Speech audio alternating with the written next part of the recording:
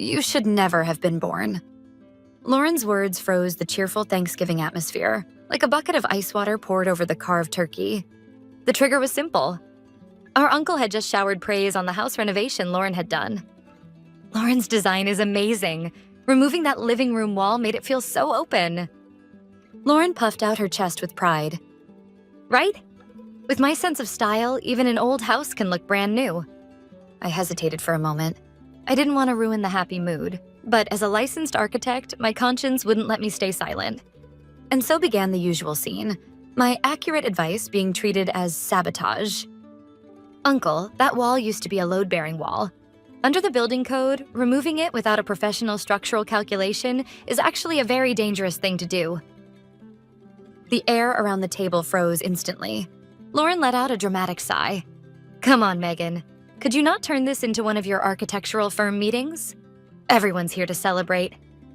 Her words made the other relatives chuckle, and our aunt chimed in, "Oh, really, I'm terrible with those complicated talks," siding with Lauren. I continued anyway. "This isn't just some complicated talk. If a big earthquake hit, this house could—" "That's enough. I told you, don't bring up such bad luck talk." Lauren's voice sharpened. Then she turned to our father as if asking for help. He spoke up, as if he had been waiting for that cue. "Megan, Lauren's right. You're just too rigid. My 50 years of experience and instinct tell me this house is perfectly fine." Experience and instinct. A twisted world where those things outweigh law and scientific reasoning. Everyone fell silent. When I looked at my mother with pleading eyes, what I saw was unbelievable. She didn't scold my father for his smirk beside her. She simply sat there, wearing an icy, indifferent smile. That expression seemed to confirm that she, too, shared his resentment toward my logic. They were already beyond saving. I slowly lifted my head. There was no trembling, no tears, only a calm, still expression as I looked at the three faces of my family. Then, faintly, I smiled. No one at that table knew that my father's construction company would have gone bankrupt long ago without my unpaid architectural work and the monthly financial support I had been sending. That's right. Compared to Lauren's wonderful sense of design and Dad's 50 years of experience, who needs laws or structural calculations? My voice was surprisingly calm. "Perfect. Then I suppose you don't need my support anymore." It took them a few seconds to understand what that meant. My father's smile froze. My mother's face turned pale. Lauren's expression shifted from anger to shock. I stood up quietly. At that moment, I was stepping off the sinking, defective ship in its final moments, escaping on the last lifeboat. Even after I left the house, the Thanksgiving party probably continued as if nothing had happened. At the table without me, they were surely laughing, calling me ungrateful and unable to read the room. "She'll come crawling back tomorrow," they must have said. They still didn't understand. They had just cut the very last lifeline beneath their own feet. A few blocks away from my parents' house, I hailed a taxi and checked into a nearby hotel without a reservation. I couldn't go back to that apartment. I had no idea what my enraged father might do. Once inside the quiet business hotel room, I opened my laptop immediately. First, I logged into my online banking account and canceled the automatic monthly transfers to my father's construction company. From next month, there would be no more deficit coverage. Next, I logged into the company's shared server. All the architectural plans, structural calculations, and official application documents I had created for free moved to the trash and permanently deleted. I revoked my access privileges as well. Finally, I sent an email to all the major suppliers, subcontractors, and the bank's loan officer. I, Megan, a licensed architect, am officially resigning from all responsibilities related to my father's construction company as of today. I will no longer be accountable for any inquiries regarding the building code or design work. It took less than an hour to finish everything. Then, I made a phone call to the real estate agent managing one of my properties. "Yes, it's me. This is sudden, but I'll be moving in tomorrow." "Yes, tomorrow. I'll bring my belongings later." After hanging up the phone, I looked out the hotel window at the city glowing with Thanksgiving lights. They were probably still sitting around the turkey, laughing together. In just a few hours, those smiles would turn into despair. I'm just an ordinary licensed architect working at a large design firm in the city. I have a decent reputation and a stable income. But there was a reason I got so deeply involved in my father's construction company. The countless irrational memories tied to that place had slowly corroded my heart. Lauren saw herself as the chief designer, repeatedly making reckless proposals that ignored structure and budget. Even when the expensive imported materials she chose caused major repair troubles within a year, somehow the blame always fell on me. "It's your fault for not checking properly," they said. Whenever I proposed small but important improvements, like changing insulation materials in line with revisions to the building code, my father would only shout, "Who'd waste money on parts the client can't even see?" What they wanted to protect wasn't the future of the company, it was their fragile pride and their outdated way of doing things. My accurate advice never reached their ears. No matter how precisely I drew the plans, they would ignore them on site, choosing instead to trust their gut. I had seen it happen too many times. No matter what I achieved in this family's story, I was destined to remain nothing more than a nameless prop behind the stage. I had planned to keep my distance from my father's company, but 2 years ago, its business started to collapse rapidly. My father's old-fashioned methods could no longer keep up with modern demands. The deficit grew, and the bank was about to cut off their loans, until my mother called me in tears. I couldn't bring myself to abandon them. Thanks to my financial support, the company barely survived. The business improvement plan I wrote overnight convinced the bank to continue the loans. Yet I knew what my father said to his clients every time he bowed his head. "It's all thanks to my daughter Lauren. Her efforts on social media helped us reach a new customer base." There was never a word of gratitude for me. My painstaking work and professional expertise were easily replaced by a few glossy Instagram photos and a handful of likes. So why did I keep sending them large sums of money every month, like pouring it all down a drain? Pity? Family love? Of course not. It wasn't some self-sacrifice born from helplessness. If anything, it was the complete opposite. A warped sense of superiority. That was the only reason I kept being involved with them. Without me, my stubborn, prideful father and my vain, self-absorbed sister would have been ruined long ago. For the past 2 years, my father's outdated construction methods and Lauren's reckless designs had existed only as a fragile castle built upon my earnings and my professional credibility as an architect. By turning on the faucet of money and standing as their legal shield, I had allowed them to maintain a thin veneer of respectability in society. They never realized it, but I was the one keeping them alive. Throughout a life of being looked down upon, that was the one thing that gave me absolute power over this family. The monthly support I sent was both their lifeline and the invisible collar I had fastened around their necks. But that night, when Lauren spat out the words, "You should never have been born," and our parents smiled in silent agreement, it destroyed everything. In that moment, something inside me burned out completely. There was no need to let them live anymore. They were the ones who wished for it. So be it. I would show them the moment when the lifeline I had given turned into a rope tightening around their necks. I would simply watch from the best seat in the house as their pride led them to their own downfall. Late the next morning, I stepped out of a taxi in front of a house. Unlike the previous day, I wore plain clothes and carried an ordinary tote bag instead of my work briefcase. I had meant it as a light disguise, but it turned out to be unnecessary. This was the house I had bought a few months earlier as a private investment. The reason was simple. It stood directly across the street from my parents' home and my father's construction company. When I got out of the taxi, chaos was already unfolding on the other side of the street. My mother was crying, pleading with the delivery driver from a materials supplier. My father was clutching what looked like bank documents, shouting furiously into his phone. They were completely consumed by their own panic, too distracted to notice anything happening across the street. Perfect. I quietly unlocked the door and stepped inside, walking up to the window on the second floor. This was my new command center, my front row seat. And Lauren? I saw her through the large window of their house. She was pacing back and forth in an empty reception room, pressing her phone to her ear, her face twisted in anger. Her gestures were hysterical. She was probably ranting to a friend, bad-mouthing me as usual. Her eyes never turned toward the street outside. The real estate agent had told me that the previous night, they had pounded on the door of my old apartment until morning. The neighbors had called the police, and officers had shown up to calm things down. They still didn't know where I had gone. And then they didn't even realize that I was watching them from just across the street. For the next few days, I kept observing the sinking ship through the gap in my curtains. The small renovation project they had been working on came to a complete halt, and I saw what looked like a client confronting my father in front of the office. Deliveries stopped arriving, and one by one, the workers stopped showing up. Then, one afternoon, my smartphone buzzed quietly. It was a message from my college friend, Brooke. She had always been one of the few people who truly understood how my family treated me. The message contained only a single line. "Hey, did you see this? It makes me so angry." Attached below was a screenshot of Lauren's Instagram post. It showed an old family photo taken years ago. Everyone was smiling, an image perfectly staged to look like happiness. Beneath it was a long caption. "Our beloved family has been torn apart by one person's selfish actions.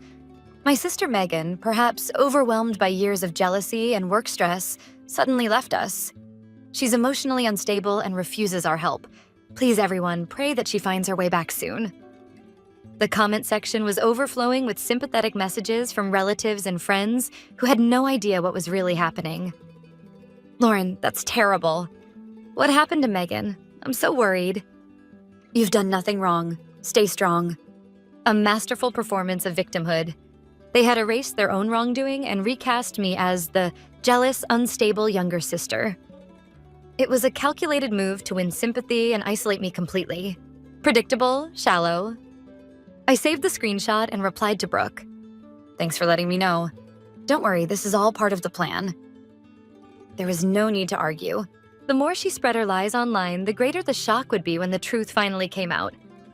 She was dousing her own stage with gasoline, all by herself.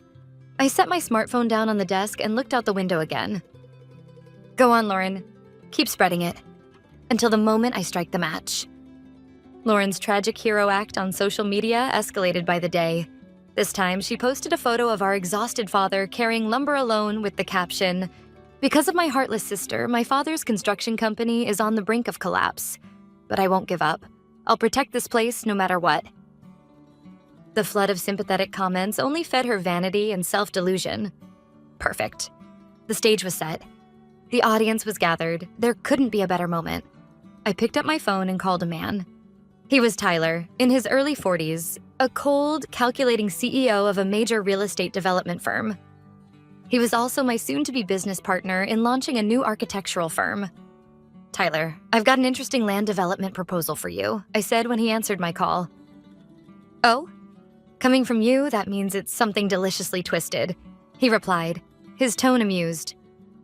I sent him the documents for a small subdivision project that had stalled, one that was managed by my father's construction company, though I left that detail out.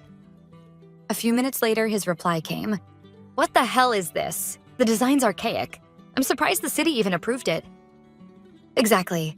That's what makes it an intriguing case study, don't you think? I followed up by sending him a perfectly prepared redevelopment plan I had written in advance. The plan's condition was simple yet ruthless. The existing construction company would be fully acquired, and its management, my father included, would be rehired as low-level on-site workers. "I see. I can see where you're going with this," Tyler said after a pause, his voice carrying a note of amusement. "So what do you want me to do? Smash the reality into this company's president's face?"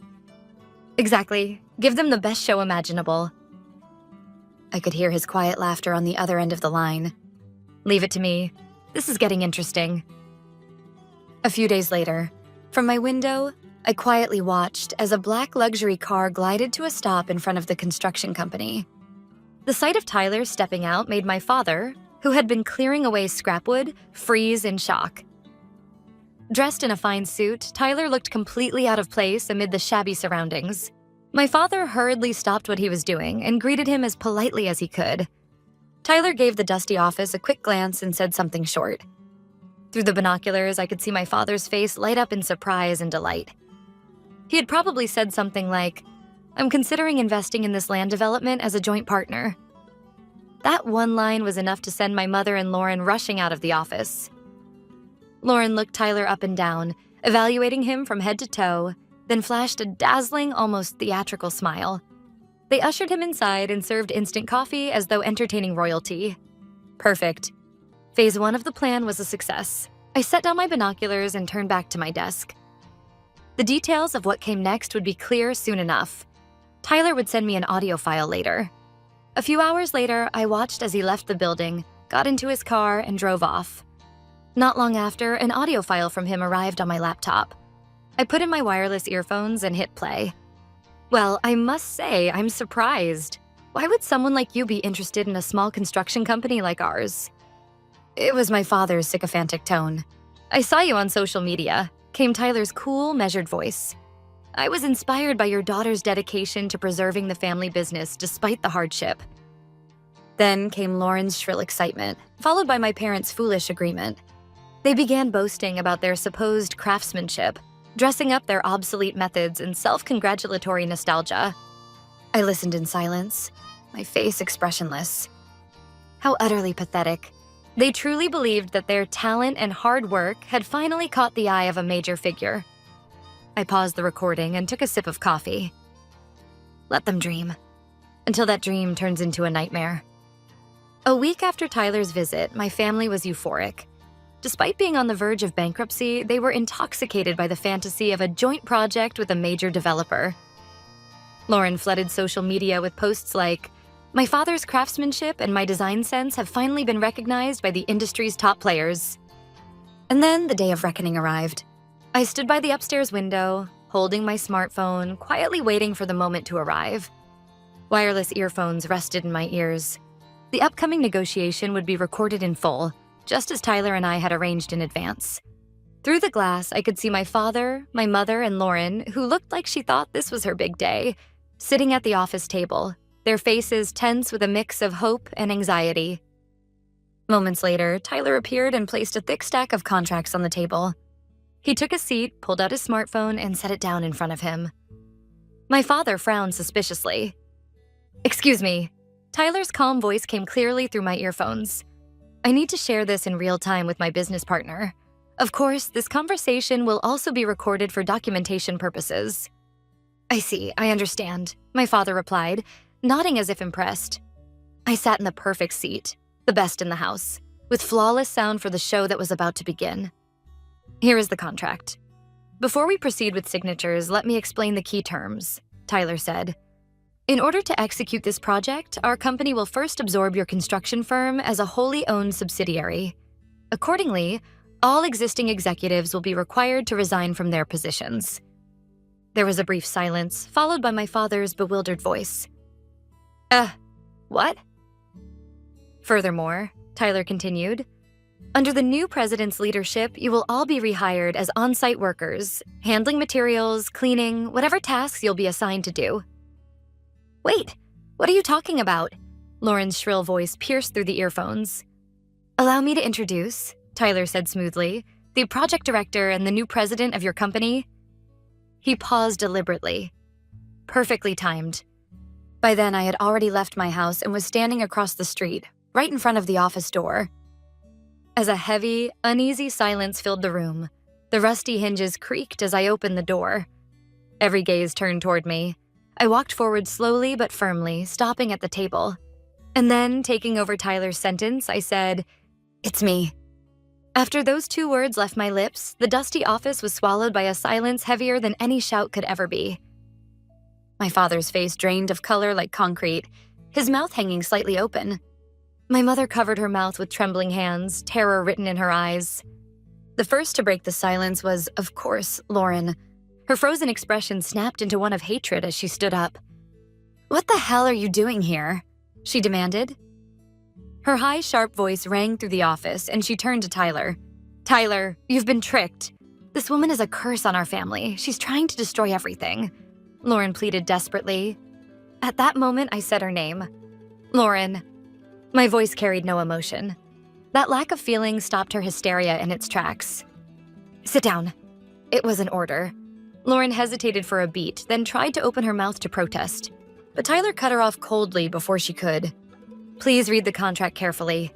If you sign this agreement, the assets, liabilities, and all rights of this construction company will legally fall under the management of Miss Megan, the new president, as of today. Even the chair you are sitting in will become property of her company from that moment on." My father let out something like a groan. My mother began to cry quietly. "This is a trap," my father muttered. "Did you deceive us?" he accused. I did not deceive you." For the first time, I looked my father in the eye and answered him. "I am only helping dismantle the defective buildings you yourselves constructed." Then I turned my gaze back to Lauren. "You have two choices. Sign that contract and work as my employee starting tomorrow, or give up everything now and leave this office. Choose." Lauren screamed hysterically. "Don't be ridiculous. Who would ever sign that? Get out, both of you." My father continued in a shaking voice, "Get out. This construction company belongs to me. I will not hand it over to the likes of you." They summoned the last of their pride and refused to sign the contract. It was almost pitiful how perfectly predictable their reaction was. Without a word, I gave Tyler a brief glance. He responded with a quiet sigh, then reached into his attaché case and slid another set of papers across the table. They were official notices from the bank, a bundle of demand letters. "These are the operating loan taken under your personal guarantee, the unpaid invoices from your material suppliers, and the back taxes. If you refuse, we'll withdraw, but the only path left for you will be bankruptcy." Tyler's voice was calm, detached, merely stating facts. My father tried to bluff his way through. "Bankruptcy, huh? Fine, I'll start over after clearing the debt." Tyler smiled faintly, as though he had been waiting for that line. "Yes, you may be released from your debts under bankruptcy law, but in exchange, this house, the land, and the tools you've treasured your whole life will all be seized and auctioned off. You'll be left with nothing. No money, no business, and no credit. Tell me at your age, how exactly do you plan to start over?" He paused, then delivered the devil's final offer. "However, if you sign this contract, our company will assume all of your debts. You may even continue living in this house. As employees, of course." It wasn't an offer of salvation. It was a choice between humiliation and oblivion. Either live with a collar around your neck or lose everything, including your pride.